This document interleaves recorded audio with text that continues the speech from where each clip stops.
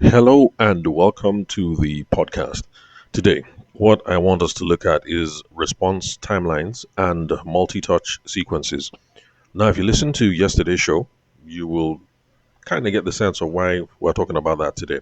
Oh, by the way, response timelines just mean how quickly do you get back in touch with people?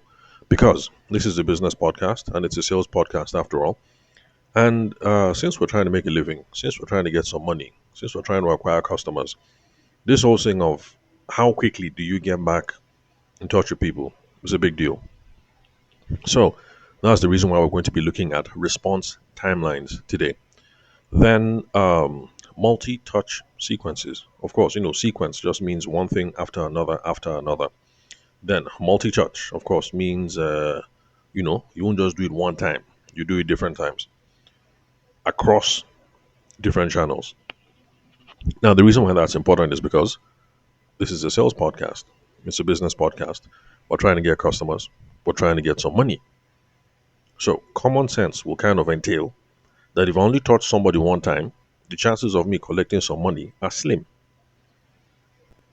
If you sell something, 250k, 500k, 1.5m, 15 million, 600 million, whatever, what are the odds that I'll only touch somebody one time and then I'll collect that money? By the way, when we say touch, we don't mean physically touch, especially for those of us who are men. I strongly advise against that. When you're walking up to another guy, you can be like, hey, oh boy, what's up now? For a long time. And then you shake, you give a hug. But nowadays, we guys be careful. Don't go and touch another woman. You don't know her from anywhere. Some of you might say, where is all this coming from? See, it's a common sense that is missing. Because I made a podcast episode about that before, about how I showed up to a bridal fair and there was one of the members of the team who considers himself to be a fine boy. And I told him that look, we're not in university anymore. And all these fine boy that you're pulling, like we're here for business. So you respect yourself, and the guy can be a little touchy feely. And I told him, you do not touch anybody. The guy saying, I don't hear. Only later on now, for one woman to be giving him some kind of eye, like she wanted to tear him slap. Like that kind of slap that will send your head off your shoulders. That kind of slap. And apparently he touched down on the elbow. After we settled the matter, I told him, look, I said, don't touch. He said, but other people are doing it. And I said, which other people? Then he pointed to some ladies who are a bit more, aggressive. And I said, of course, they are women. They can get away with that. They can walk up to another woman that they've never met before, touch the woman on the shoulder, and say, Madam, come to my stand. This is what I have for sale. You are some random guy. You can't just walk up to a woman you've never known before. She's not your sister. She's not your auntie. She's not your mother. She's not your daughter. She's not your girlfriend. She's not your wife. She's not your classmate. She's not your colleague. She's not your church member. And then you just go and be touching her. So, when we say multi-touch sequences here, we mean the different avenues that you're going to use to try and reach out to people. So, you give somebody a call, that's a touch. You send somebody a text message, that's a touch. You send somebody a WhatsApp message, that's a touch. If you're going to take advantage of, old school things like sending somebody a DHL or a letter, that's also a touch as well. So, these are the sorts of things that we're going to be talking about today. We're trying to close the deal. We're trying to close the sale. We're trying to make some money. We're trying to get some customers. We're trying to collect some deposit. The deposit will not just come and meet us. So because of that, response timelines. We have to respond sharp. We have to respond quick. Then, multi-touch sequences. We're not just going to touch somebody one time and then they'll transfer us money. If it was that easy, all I would do is just go around everywhere telling people, hey, what's up? This is me. This is what I do. Transfer me money. And then they'll transfer me money and I'll be a billionaire. So these are the things we're talking about today. And obviously, it's a spillover from some of the stuff we spoke about yesterday. So if this is your first time listening to the podcast, make sure after you're done listening to this, you scroll back and you have a listen. So for those of you who are discovering the show for the first time, because there's always someone who is just discovering the show today, my name is Tavishima Ayede. I'm the host of the show. I'm a former lawyer turned business consultant. And what I do is I solve business problems, and I do this every day or every other day. Then, before we continue, apologies because it's a full house. The kids are home, Cartoon Network, and then all of that. Just in case there is noise spilling in through the microphone, because I've done my best to try and insulate my every. But just in case you hear anything, that's where the noise is coming from. Then, if you'd love to get in touch with me, because I don't mind, listener feedback, call me, send me a text message or a WhatsApp message on 080 Now, if listening to these episodes every single day is too much of a time investment, I get it. I understand. Now, for those of you who are very busy, who can't listen every single day, but then you want to be able to get sharp, sharp, sharp, quick, 3, 4, 5 minute summaries of the podcast episodes, then send me a text message or a WhatsApp message on 080 I'll add you to the WhatsApp group, and on the WhatsApp group every day, I'm dropping summaries of podcast episodes, whether it's the current podcast episode, like this one that I'm recording, or previous podcast episodes, maybe like the ones I recorded, I don't know, maybe like 6 years ago. But there's going to be a summary dropping there every day. So, on that platform, you'll be able to wake up every day, open up a PDF, read the PDF, get a summary, get some highlights, get some takeaways, get some key points, and then there's stuff that you can apply. And then, whenever you have time, you can come back here and listen to me again on the podcast, when you have another 20, 30, 40, 50 minutes to spare. So, let us continue. Now, response timelines and multi-touch sequences, just like I said. Now, the reason why we are talking about this today is because a lot of us listening to this podcast right now are in complex sales. We're not in simple sales scenarios. A simple sales scenario is when you're dealing with a simple commodity. The thing is not expensive. You don't need to consult too much before somebody will buy. You don't have to talk story, stuff like that. So the example that I've always given is, egusi. When you go to market to go and buy egusi, there is no need for story. Oh, sorry about that. I got distracted. NEPA just took light, so I just wanted to be sure. Anyway, luckily I have inverters, so we are sorted. Where was I? So the example that I have given in the past is egusi. When you go to the market to buy egusi, there's no story. It's a simple commodity. Everybody knows what egusi is. If it's good, you know. If it's bad, you know. If it's going bad, you can see. And then it is not expensive. Well, nowadays everything don't cost, but relatively speaking, it's not expensive. So now there's not too much room for story. So for that kind of thing, response timeline is not an issue because the person is there. You're talking. Multi-touch sequences. What are you multi-touching for? The person is there. They're either buying or they are not buying. In fact, some people will say, look, okay, if you're not buying, leave. You are blocking my destiny. Yes, somebody told me that. She said I was blocking her destiny. I was blocking her market because I was pricing too much. And funny enough, the moment I stepped away, somebody came and the person bought well and bought plenty. And the woman was giving me side eye as she was taking care of this customer. In my mind, I'm thinking, yeah, madam, I get it. Yes, I see you. I understand. Yeah, I was blocking your destiny. I get it. But when you're in a simple sales scenario, there's no need for go come. There's no need for multi-touch. There's no need for story. Sharp, sharp, sharp, sharp, sharp. Done. Leave. Over. Now, a lot of us listening to this podcast episode are not in simple sales scenarios. Most likely, you are in a complex sales scenario. Now, even if it is egusi, you're not in the position where you're selling egusi to people who are coming by to buy retail, one mudu, two cups, that kind of thing. You're probably in a situation where you sell egusi, but you sell egusi to what's it called now? Wholesale traders or to different markets.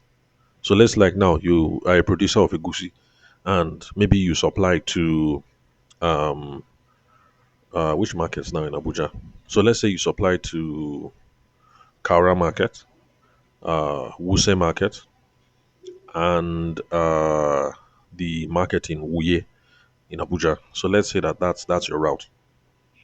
So even though now it is a goosey because it is a simple commodity, it's undifferentiated because you're now not talking about cups. We're talking about distributing this thing in trailer loads, for instance. By the way, I'm just assuming because I don't know how the goosey trade works, but I'm just trying to show you how some people are in simple sales scenario, some people are in complex sales scenarios, and these are the different factors. So now, because you're not talking about one cup of a goosey, one mood of a goosey, but you're talking about one trailer of a goosey, for instance, the amount involved now becomes huge. Because the amount involved is now huge, you're in a complex scenario. Then, since you're selling to different markets, you're trying to penetrate the markets, the number of decision makers that you're talking to now becomes huge because you will be in touch with the security committee of the market. You'll be in touch with the because every market has their own association.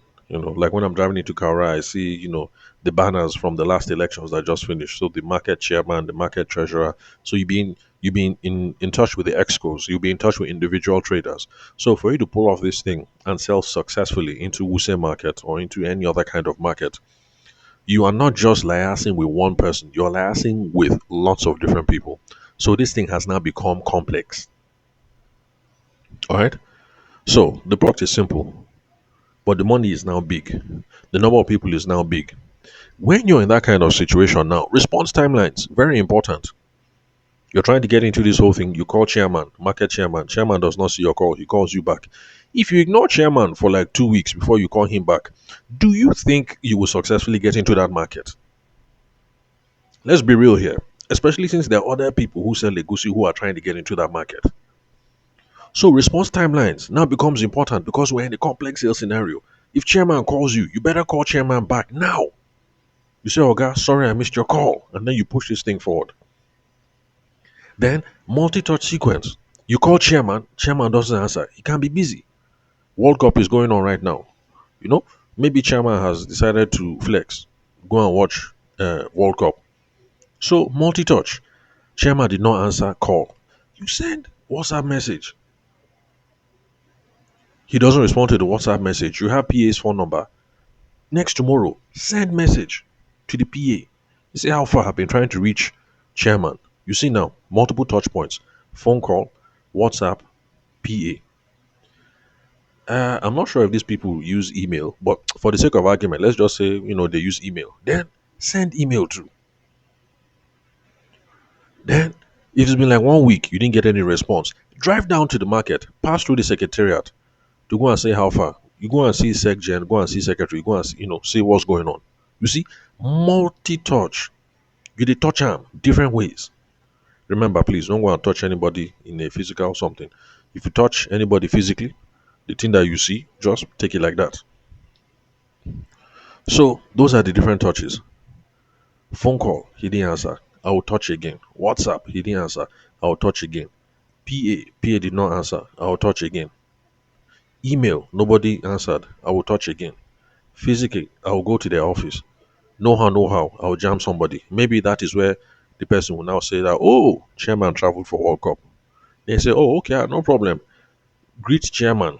The next time he calls, just tell chairman that Chief Ayede came. You leave it like that. You see? So, it's a complex sale now. Response timeline, very, very important. Multi touch, very, very important. That's how we keep things moving when we're in a complex sales scenario. Now, even though I've been using Egusi as the example, whatever complex sale you're involved in, the process is the same. You're starting a fintech, you're coming up with a new payment processing platform, you're trying to get into Zenith Bank, or trying to get into Access Bank, or any other bank, or whatever. The process is the same. Response timelines. Are you on the ball? Are you quick? Then, multi touch sequence. If you like, stay in your office and be sending email after email after email. Nobody's responding to your email. What are you going to do? You won't pick up the phone, or you won't stand up and try and get to the office, or you won't, call somebody who knows somebody who can maybe introduce you to somebody so that you can get a meeting with somebody. If you like, stay there and keep on sending the emails. It's one of the most ridiculous things that I see with modern day Nigerian salespeople that I can understand. You've been trying to get into this account. You've been trying to talk to someone. You've sent 6 emails. For the 6 emails that you sent, did they reply? No. And you want to send email number 7? You're not going to think about what else to do.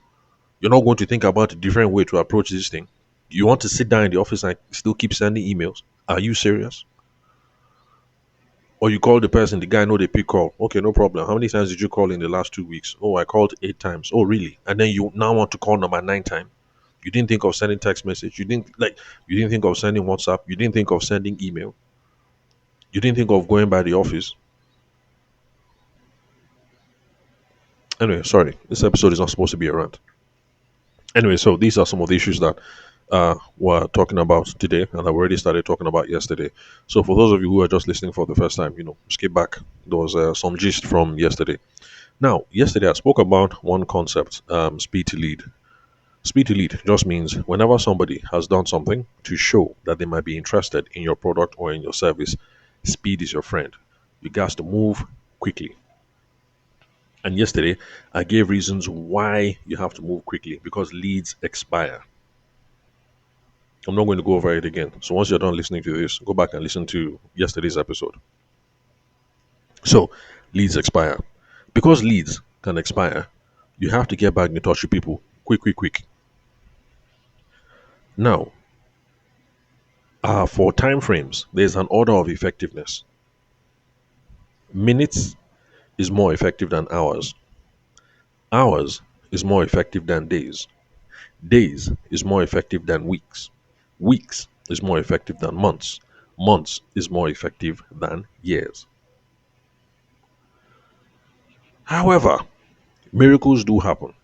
There are some people that you tried talking to last year, you only called them once. Let's say 2 years ago, you only called them once, they didn't answer, whatever. You reach out again to them 2 years later, you end up doing business. Now, miracles happen. And if a miracle happens in your life or in your business, we bless God. But the thing is, we don't count on miracles happening. Remember that if you can respond in minutes, you'll be more effective than if you respond in hours. That will be more effective than if you respond in days. Responding in days will be more effective than responding in weeks.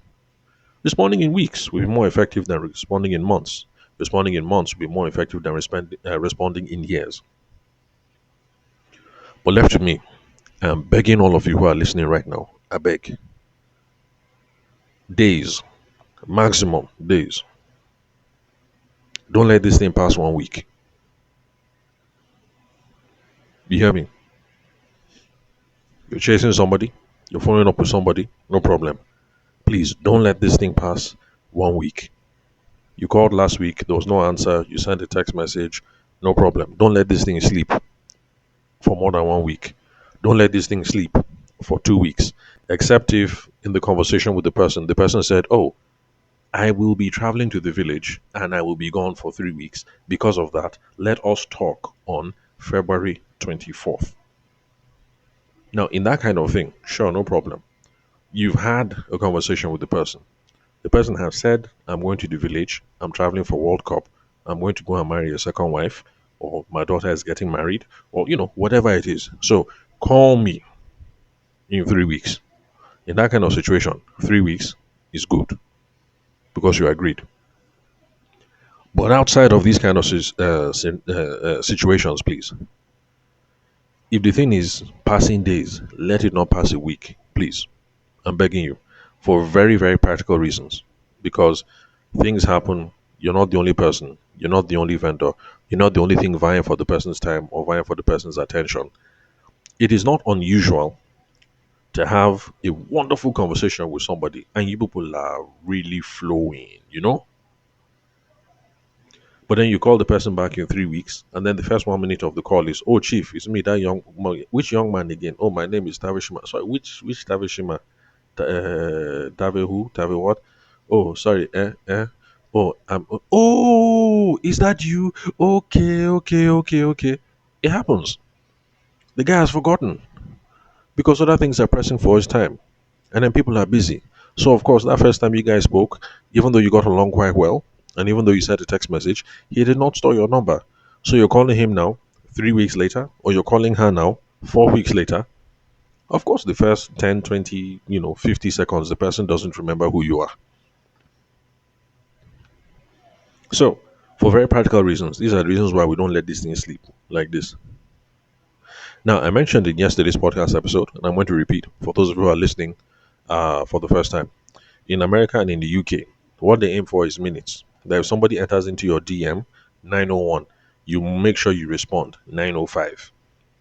Quick, before the person forgets, before they get distracted, before they chat with another company, before they move on to other things, before priorities change. So that's how they do it in America and in the UK. Minutes. Now in Nigeria, we're lucky that things are still kind of soft here. So if you get back to somebody within hours in Nigeria, it's okay. So somebody enters into your DM 9 o'clock. If you get back in touch with them 1:30, it's all right. It's okay. But sure, the quicker the better. It doesn't mean you have to wait until 1:30. If you see the DM at 9 o'clock, and right now the time is 9:25, and you can quickly respond, or you can quickly give the person a call, I mean, why not? So take dressing and act accordingly, because the quicker you act, the more effective you will be. You want more reasons why? Listen to yesterday's episodes. Now, because people want to be quick, and because people want to be sharp, something has been happening. Because now we have technology. Or as this guy will say, what's his name again? Sarki Mota in Abuja will say technology. So because now we have technology, what people are doing is automated response. Any small thing will just be automating the response. But honestly, let's have this meeting now. Let's talk to ourselves seriously now. Let's talk like mature people.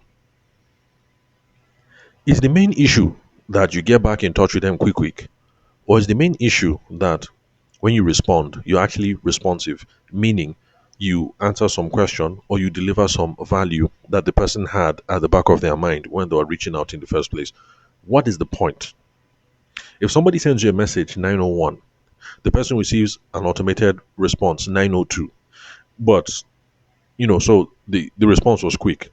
But then the automated response does not give them value, does not answer any question, does not give them next steps, does not help them in any way. Let's ask ourselves now, like mature people, honestly speaking, is there any value to that automated response message? Is there any value? The answer is no. So, all of you who are hooking up your WhatsApp automated response, whatever, do you really think this thing is working in your favor? It's not. Now, let me give you a simple test. I'm sure you'd have noticed this. If the automated message comes in, and for some of you, I don't know why your automated message is, thank you very much for reaching out to Taveshima and Sons. Please tell us how we can help you. I don't know why people select that whole, please tell us how we can help you. Common sense should tell you that when the person reached out the first time, for 80-90% of the people, they will put the reason why they're reaching out to you in the first place. You think they're happy seeing a response message that now says, how can we help you? I just put it in the damn message. So even if you're going to do an automated message, can you please not put that rubbish, how can we help you? Chances are they already put that thing there. Now, this is the test. If you notice that a lot of your people will now add that message and then copy and paste exactly what they said the first time or redo the summary, if you're seeing that, please note, you're creating anxiety in your potential customers. They see that thing, they know you've not read the message, and they're anxious, they're nervous. They want to be sure that the message will be seen. So that's why they're adding again. And please, for the love of money, can you guys turn off that automated something so it doesn't happen a second time? Because there's some idiots who the thing will actually happen again a second time. That, thank you very much for reaching out to Taveshima and Sons. How can we help you today? Like, I already just copied and pasted and added the first message because I want to make sure that you've seen it. And then this message came back again. Crazy. Madness. Now, this is the test. If you check your inbox and see that lots of people are acting, please know you're causing confusion in the minds of people who are reaching out to you. Turn that thing off now and focus on being responsive. It's not just about how quick you respond to people, it's about also the response that they get. Is it valuable? Does it answer a question? Does it provide extra information? Does it provide extra context? Does it help them move along? Like, you see where I'm going with this? So, it is not just all you automated response people. Timeliness is not just the main thing. Being responsive is the thing as well. Being responsive doesn't just mean I got back in touch with them quickly. It also means that there was value in the response. So timeliness of response is one thing, but then value of the response is also another thing to consider. And that is the reason why some of you, since you started doing this automated WhatsApp thing, you thought it would be good for business, but you noticed that your profits, you know, business is not moving any faster. That's the reason why, because all these automated things you're doing is not adding value. So somebody gets into the inbox, sends you a message 901. The automated response comes in 902, but the automated response doesn't give any value. The person adds it and then gets another automated response. In your mind, you think you've done something because you responded quickly. But meanwhile, for your competition, they send the person a message 9 o'clock. Nobody responds. But maybe at 1:30, somebody from the competition calls them back. They now have a conversation with a real person, real time, sharp, sharp, and start talking things through. Who do you think is making progress? You, that your automated thing responded at 9:02, or the other person who picked up the phone and called them at 1:30? Just in case you don't know the answer, verily, verily, I say unto thee, the person who responded 5 hours later, but with a valuable phone call, they had the conversation. The person had a chance to build rapport. The person figured out what the problem was. The person made some suggestions. The person has had a chance, to try and what's that word? Make a presentation. That person has been more responsive than you. So your system responded in 1 minute. He responded in 5 hours. He's more responsive, even though he was 5 hours late. If you don't know how to automate all this automated whatever, turn that crap off today. Don't focus on being responsive. Now, automated response. Okay? First of all of you are going crazy because it's brand new technology, at least in 2026. You think it's brand new. I have news for you. It's not brand new technology. This thing has been available for at least 2 decades. At least. It started off in email. At least I noticed it in email. And in email, this is what people used to do 20 something years ago. And if you must do automated response, whatever, this is my own recommendation for those of you who are, just starting out, self employed, new time founder, whatever. This is the best way to use auto response messages. 20 something years ago,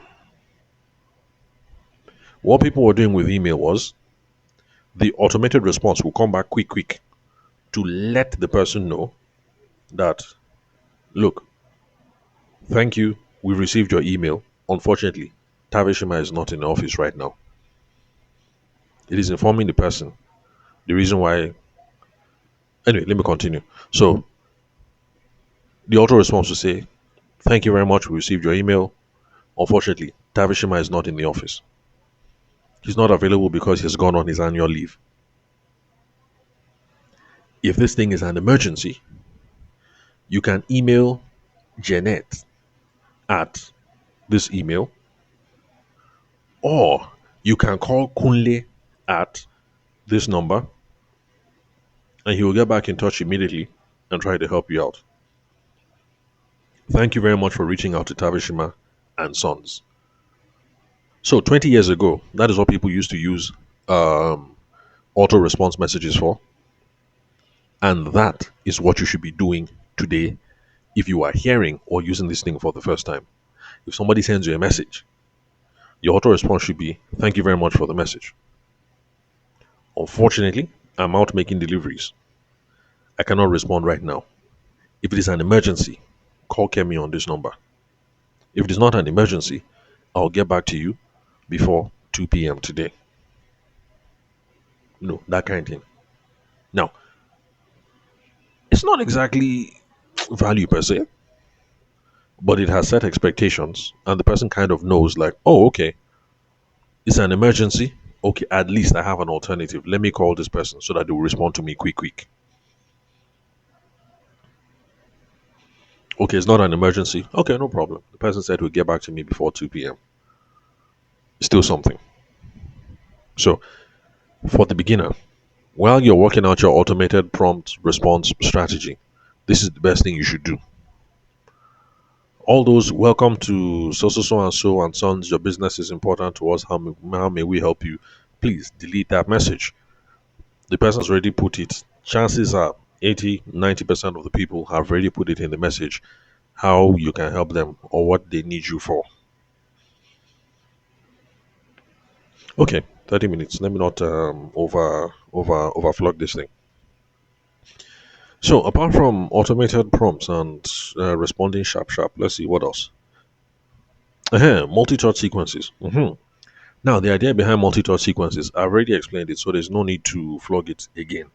But the idea is just that you can't just touch somebody one time and then money will come out. Even toothpaste. It's not as if you touch toothpaste one time and then toothpaste comes out.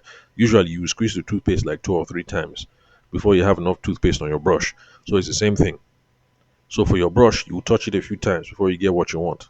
The same thing with romantic relationships. You have a boyfriend, you have a girlfriend, you want something, you touch the person 1 or 2 times before you get what you want. So it's the same thing in business. You don't just touch something one time and then results will come. It's not like that. So what you do is you touch people. Again, remember, when we say touch, we're not talking physical touch. You touch people multiple times. Now, the traditional multi-touch sequence is this: that the first time you're touching somebody is to establish contact. Thank you very much, Chief. Thank you very much, Madam. I got your number from so, so, so, and so, and so, and so. My name is this, that, that, that, that, that, that. That's the first touch, contact. Then, during that first contact, you will try and gauge whether they're interested. If you can't, the next touch is you're trying to figure out if they're interested. If they're interested, you will now schedule a meeting so that the next touch will be the actual meeting itself, or the office visit, or the site visit, or the whatever.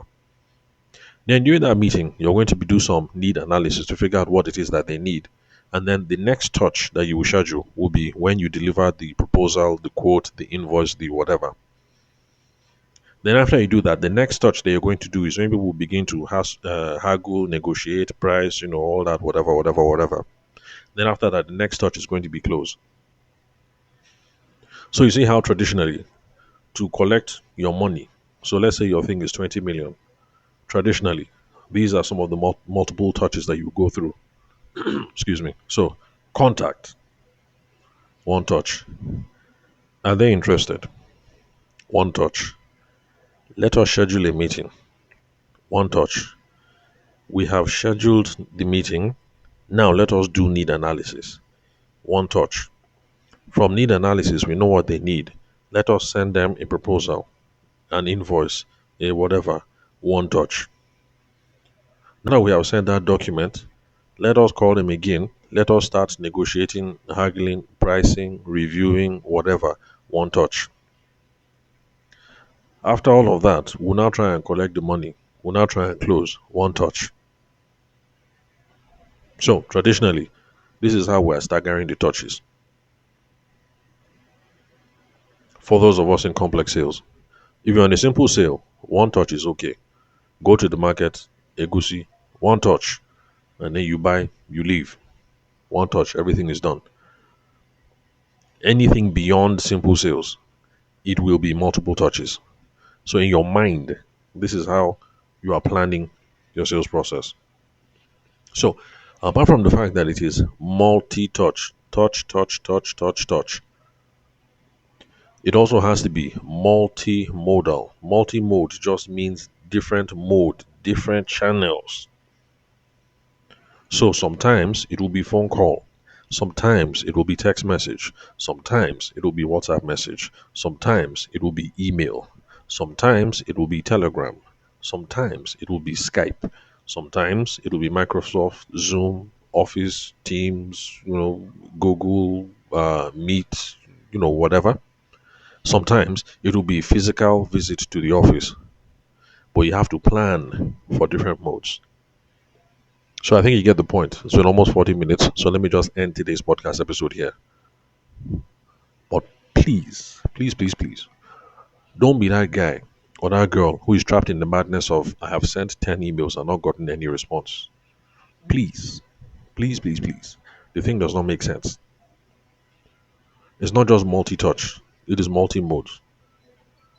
So if you haven't, okay, one moment. I have to take a phone call on the other line. I'll be back. Oh, okay. Sorry about that. Um, I thought it was my wife calling because I dropped her off to go and do her nails. She's about to travel, and you know how you women are now. She wants to travel in style. She doesn't want to land anyhow. I've told her that. What kind of rubbish is that now? Because you're traveling, you want to look glamorous. You don't want to look glamorous for your husband in the house. Anyway, turned out to be. Oh, sorry, one moment. Okay, sorry about that. It actually was wifey, so I have to wrap up this podcast episode so that can go and attend to family matters. But anyway, thank you very much for listening. I hope you guys have gotten value from it, especially those of you who are listening for the first time. Remember, if you'd love to be in touch with me, you can call me, send me a text message or a WhatsApp message on 08064662140. Also, if you don't have the 30-40 minutes to invest listening to this podcast, send me a message on 08064662140 and I'll send you a link. You can get added to the WhatsApp group. Now, on the WhatsApp group, I put PDF summaries of every single podcast episode. So, if you send me a message today, because I'm recording today's episode on the 18th of July, 2026. So, if you send me a message today and I add you to the group today, later on, you're going to see the PDF summary for this particular episode with the key takeaways and suggested next steps and things of that nature. So, thank you very much for your time and attention. You all have a wonderful weekend, and I'll catch you some other time.